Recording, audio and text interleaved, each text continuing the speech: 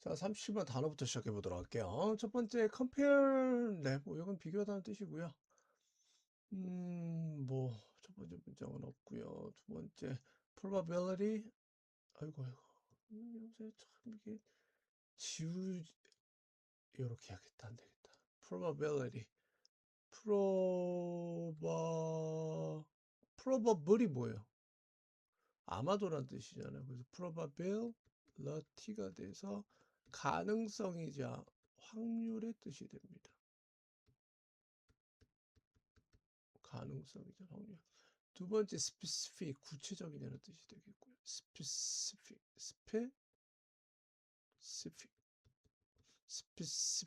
네, 구체적이. 세 번째 친족이란 뜻입니다. 얘는 알아두고 있어야 돼요. 친척할 때 친족. predictable, 네 번째 예측 가능한. predictable이 됩니다. predictable, 예측 가능한 단어 뜻 보시면 되겠고요. 킨십에서 역시 친족이에요. 킨십도 그 친척과의 관계를 의미합니다. 5번에 term, 용어란 뜻이 되겠죠. 용어. 코어라면 중심이 되는 거죠. 넘어갈게요. 뭐 딴 거 없고요. terminology, 용어학. 텀에서는 러지가 됩니다. 용어학이라고 보시면 되겠고요. 텀만 알아두시면 돼요. comparative가 돼서 비교할 수 있는 7번. comparative가 돼요. comparative, 비교할 수 있는.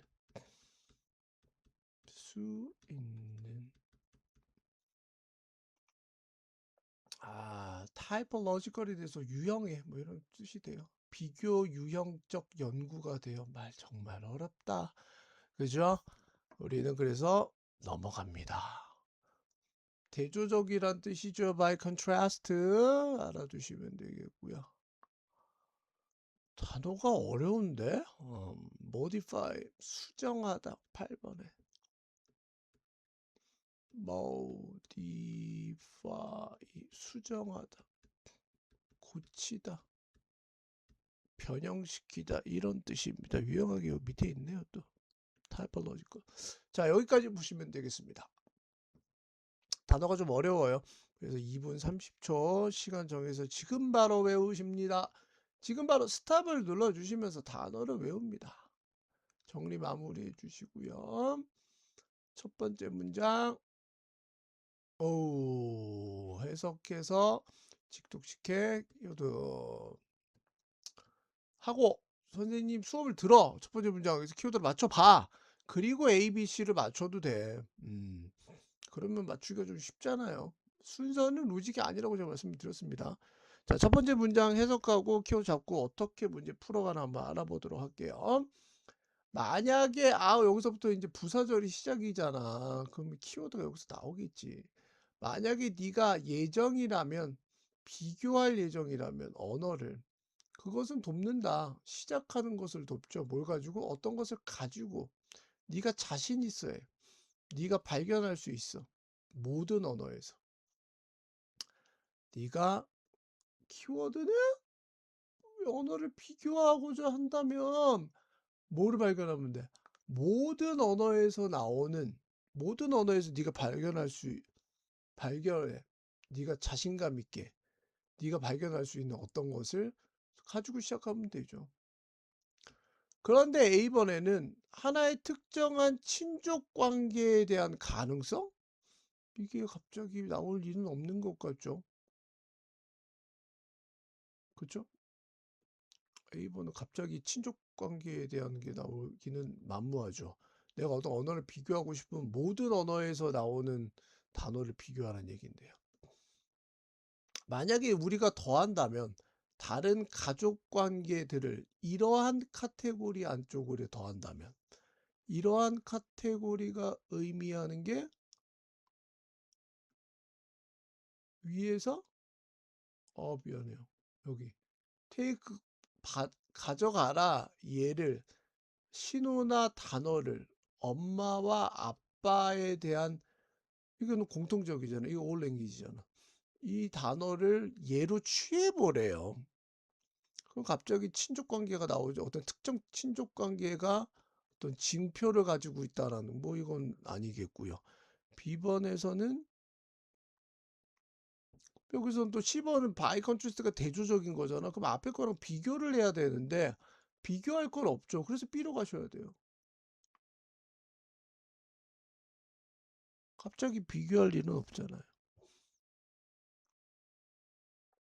그래서 만약에 네가 다른 가족 관계들을 이 카테고리 안에 더하고 싶다면 이 카테고리가 엄마, 아빠의 가족 관계 더하고 싶다면 아들이나 할머니나 고모나 brother in law가 돼서 처남, 뭐 사촌이라는 이러한 다른 가족 관계를 이러한 카테고리에 넣고 싶다면 우리는 정의하고 있는 중이야. 그 카테고리를 뭐해? 친족 용어학의 카테고리를 정의하고 있는 중이 된다는 얘기 됩니다.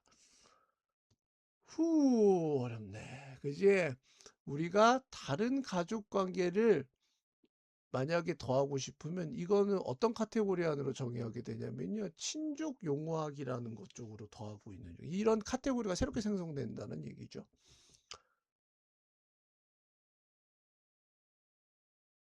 그래서 B번으로 갔다가 비교할 만한 유형학적 연구, 친족 용어는 발견해 왔는데 언어가 징표를 가지죠. 몇몇에 대한. 그러나 모든 가족 관계는 다루지 않죠. 여기까지 됐죠. 그 다음에 어디로 가야 됩니까?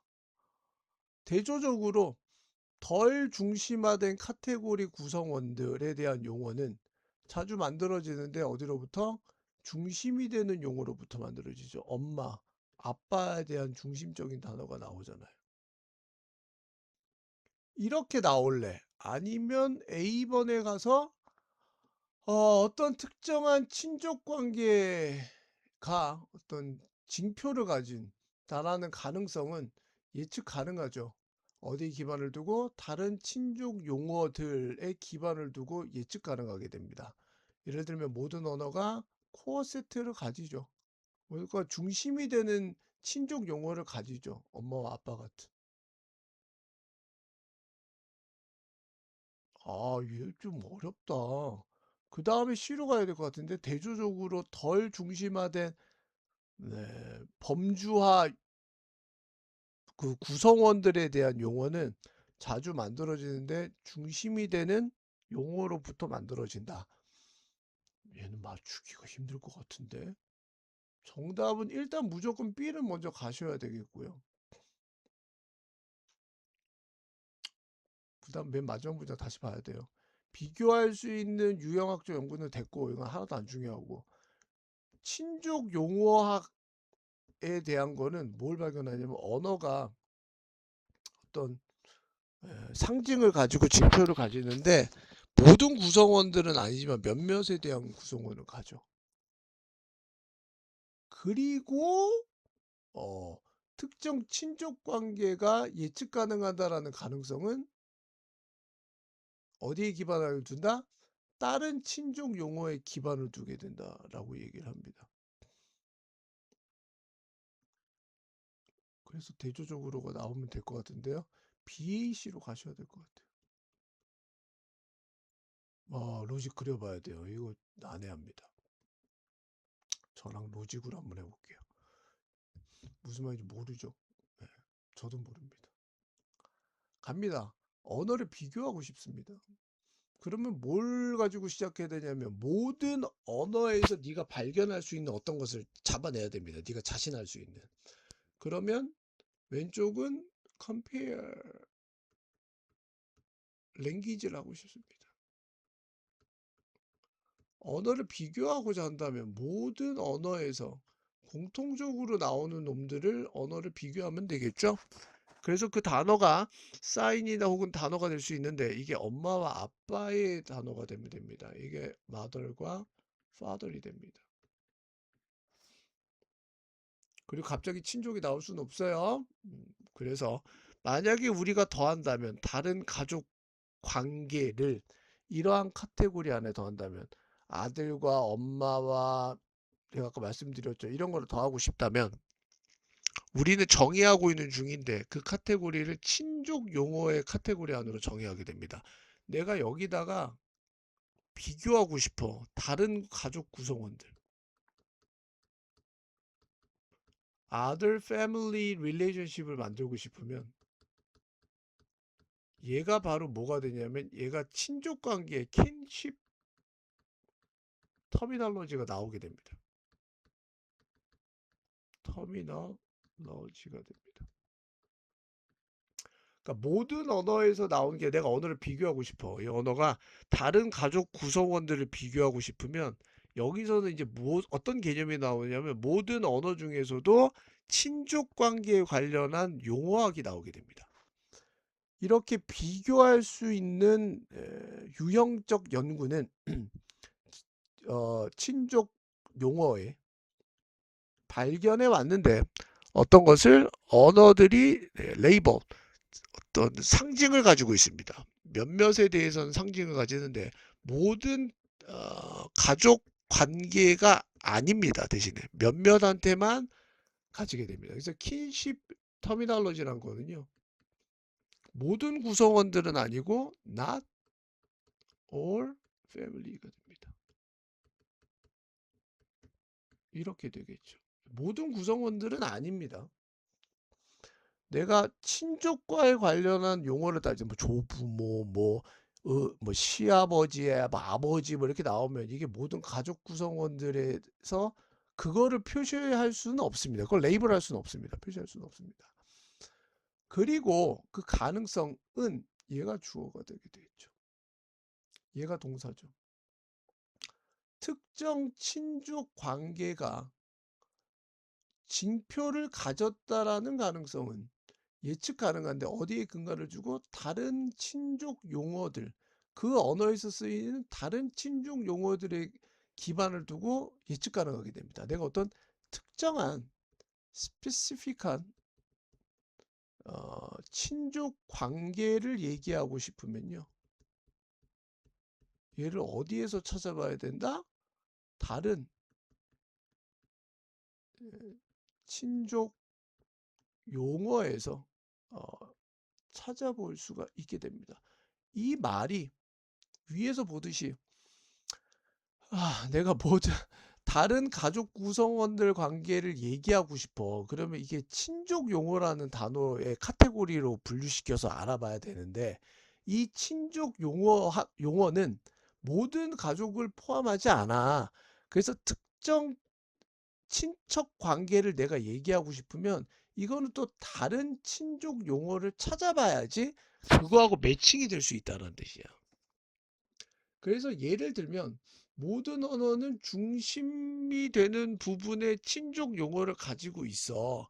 이게 엄마와 아빠란 얘기야. 모든 언어에는 뭐가 있다? 중심이 되는 코어 킨십 용어를 갖고 있어. 이게 엄마와 아빠지. 그 내가 어떤 특정한 친족의 관계를 알아보고 싶다면 중심이 되는 친족 용어를 찾아보면 되는데 이게 엄마와 아빠라는 용어를 가지고 추론을 해보면 이게 추론 가능하게 된다는 얘기야.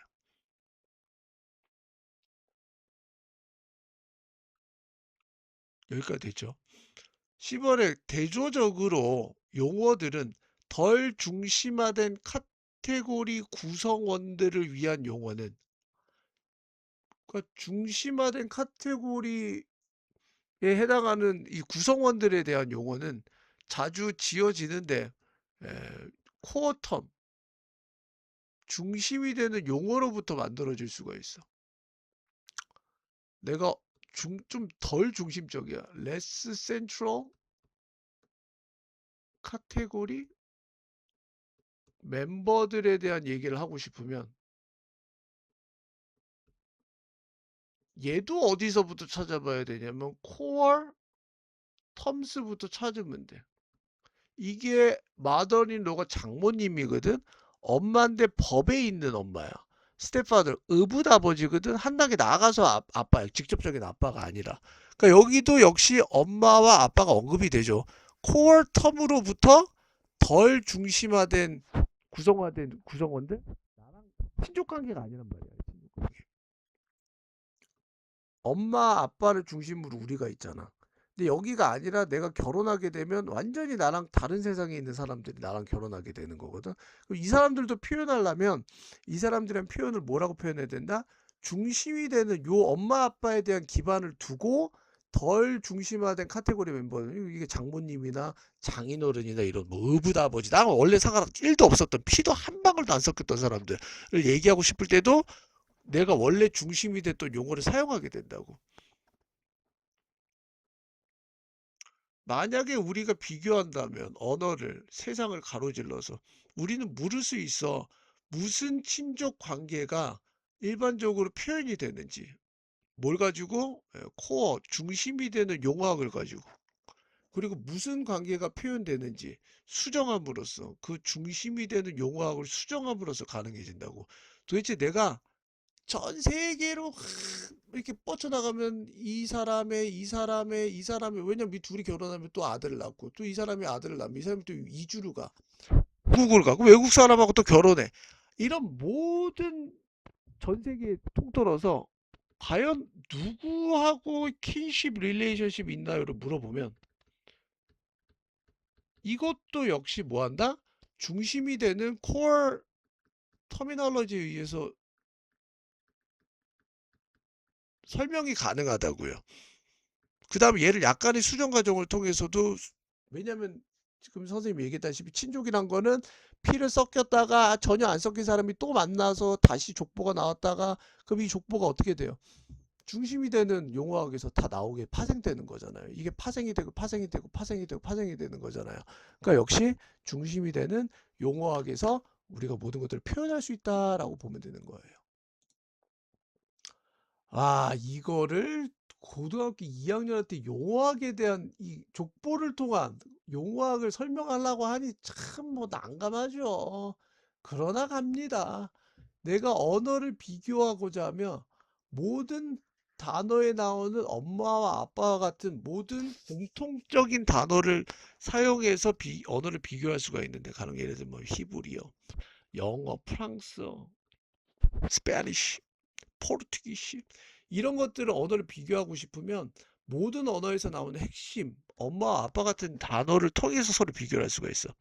그래서 다른 가족 관계를 설명하고 싶으면 이게 친족 용어라는 말로 나오게 되는 거야. 이모, 고모 이렇게 설명하고 싶으면 이게 친족 용어학이라는 게 이제 나오게 되지. 이 친족 용어학이라는 용어는 모든 가족 관계를 그러나 설명할 수는 없죠. 그래서 특정 친족 관계를 설명하고 싶으면 이게 다른 친족 용어들을 비교하면 돼. 그러니까 내가 여기서 엄마와 아빠를 가지고 내가 태초에 아들, 뭐 딸, 뭐 이렇게 태어났잖아? 그럼 나랑 친척들이 있을 거 아니야. 이 친척들도 역시 위에 엄마와 아빠의 기본적인 용어에서부터 all 랭귀지에서 공통적으로 나오는 것부터 나올 거 아니야. 그럼 얘가 바로 킨십 터미널러지가 형성되는 거야. 그러면 내가 내가 뭐 8촌, 16촌 뭐 어떤 친척의 관계를 설명하려면 뭘 통해야 돼? 이쪽만의 다른 친족 용어하고 두 개를 비교해야 되겠지. 여기까지 됐죠. 그래서 특정한 친족 관계를 설명하기 위해서는 설명할 때 그래도 그 안에 중심이 되는 친족 용어가 있어. 이게 엄마 아빠라는 거는 변하지가 않아. 여기도 엄마 아빠를 중심으로 용어가 성립이 됐어. 여기도 마찬가지로 엄마 아빠를 기반으로 용어가 성립이 됐다는 얘기야. 그 용어들이. 그래서 덜 중심적인 카테고리 멤버들, 즉 나와 상관없는 중심적인 카테고리라고 말하는 거는 뭐 가령 예를 들면 피가 섞인 피가 섞인 가보를 내려가는 사람들이 아니라 완전히 다른 사람하고 내가 만났을 때 이 사람들에 대한 어 관계도 내가 용어학으로 정의를 해야 될 거 아니야. 그치? 그런데도 역시 중심적인 용어가 있대. 그래서 친족 관계를 설명하기 위한 중심적인 뭐한다? 터미널로지를 통해, 즉 중심적 용어학을 통해서 중심이 되는 용어로 이것들을 가지고 표현한다거나 아니면 이것들 약간의 수정 과정을 통해서 두 개를 비교할 수가 있게 되는 거야. 이게 왜 중요하냐고? 중요하지. A라는 사람의 가보가 있어, 족보가 있어. 근데 B라는 사람이 족보가 있는데 A라는 사람은 B라는 사람은 어느 순간 만나서 결혼을 하게 돼. 그럼 이게 또 하나의 친족관계 되면 이 사람들이 다 지칭을 해줘야 될 거 아니야. 야, 누구라고 불러야 될 거 아니야. 아, 저기요 불러? 저기요, 여기요. 이렇게 부를 수가 없잖아요. 전혀 모르는 사람들도 어때요? 밑에 있는 만약에 아들이 있으면 두 분이 뭔가 이혼하셨다가 결혼하면 이 아버지를 뭔가를 불러야 될 거 아니야. 이것도 역시 코어 텀, 뭔가 중심이 되는 엄마와 아빠라는 중심이 되는 이, 그러니까 얘네 A라는 집단도 가계도를 보면 여기에 다 용어를 붙이잖아. 엄마, 아빠, 동생, 뭐 고모 이렇게 붙이잖아. B라는 사람들도 마찬가지잖아. 엄마, 아빠의 기반을 두고 똑같이 붙이잖아. 그럼 얘네 둘을 비교하고 싶을 때도 역시 중심이 되는 코어 터미널러지가 있겠지. 이거를 통해서 두 개가 비교 가능하다고 라고 보시면 됩니다. 여기까지. 진짜 길게 했다. 아, 이거 다른 선생님들은 어떻게 설명하는지는 좀 궁금하긴 하네요. 1번 help 다음에 to 부정사를 써도 되고 안 써도 되고. 어려운 거일수록 문법은 대빵 쉽습니다. 이 대칭 you can find 뭐를 발견했다가 없죠. 목적격 관계되면서 생략하는 겁니다. 띵이나 띵으로 끝나면 무조건 관계대명사는 됐어야 돼요. 이 생략하는 겁니다. 뒤에 목적어가 없습니다. 목적격 관계대명사. 세 번째, 여기 앞에 probability라는 추상명사가 나오죠? 추상명사 다음에는 무조건 동격의 접속사 돼. 뒷문장은 완전 동격의 접속사.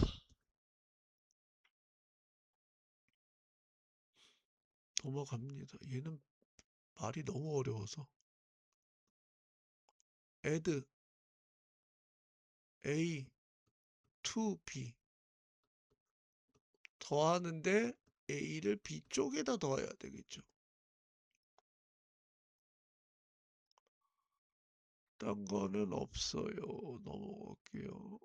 네 번째까지 했죠.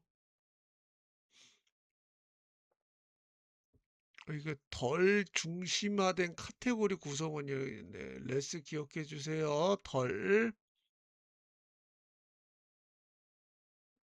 5번은 be expressed with가 돼서 수동태 다음에는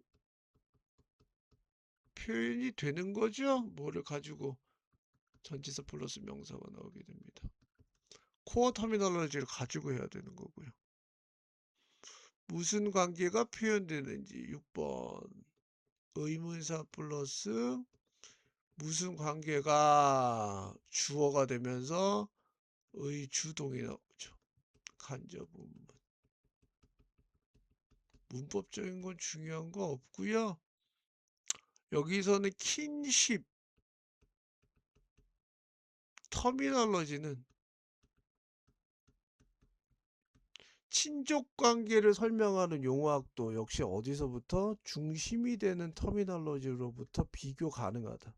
비교하려면 뭔가 중심이 있어야 비교해. 야, 내 얘를 A하고 B를 비교하고 싶어. 그럼 A 중심이 된 표준이 있어야 될까요? 그 표준이 콜 터미널로지야.